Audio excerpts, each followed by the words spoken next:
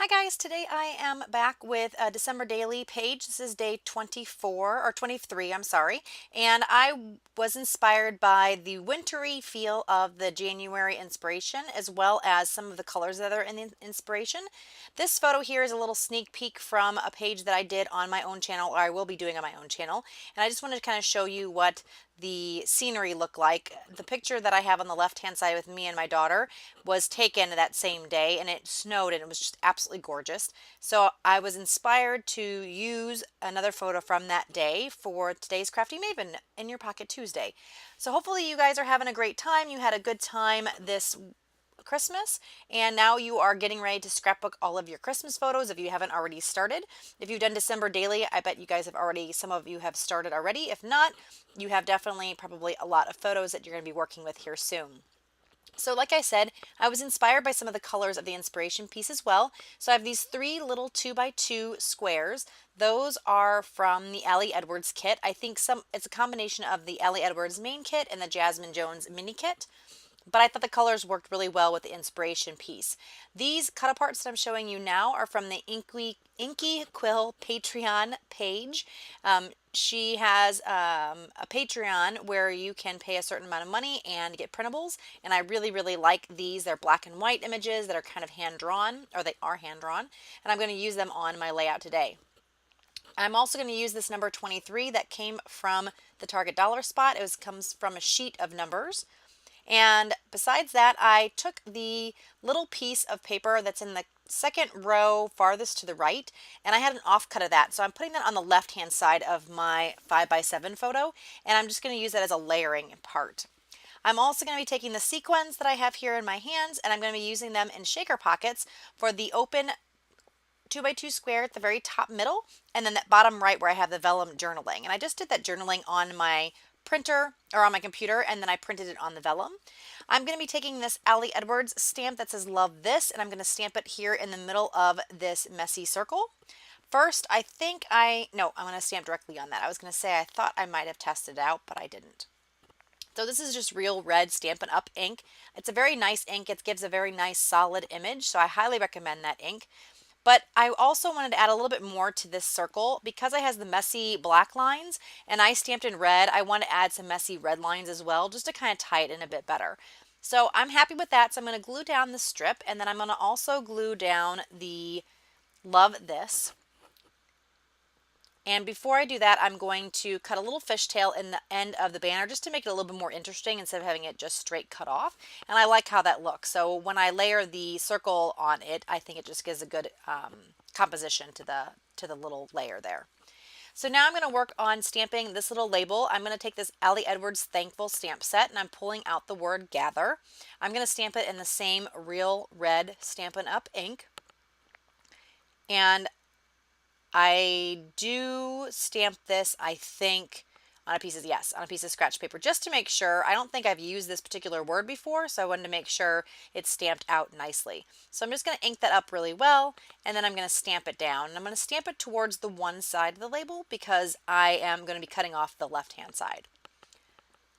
After I get this label done, I'm going to start gluing all these elements down. I am going to pull out some wood veneer from my stash as well. I decided I wanted to add some star wood veneer because I have some star sequins that I'm going to be using later, and you're going to see how I'm going to use that on some of the little clusters there.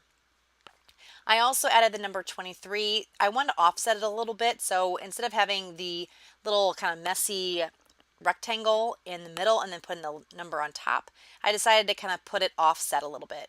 So here's where I have added these stars. So I had 3 star clusters, I guess if you will. One larger one in that top second row with the flag, one tiny one next to the word gather, and then a little cluster of 3 in the bottom left hand corner with the number 23. And I just think that gives a little extra interest.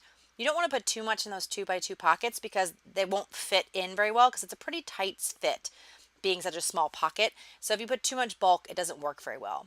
So now I'm going to put all my photos into the squares. I'm just letting some of my wood veneer pieces dry so that when I try to shove them in the little pockets, the wood veneer doesn't come off. So that's why I'm doing those cards first.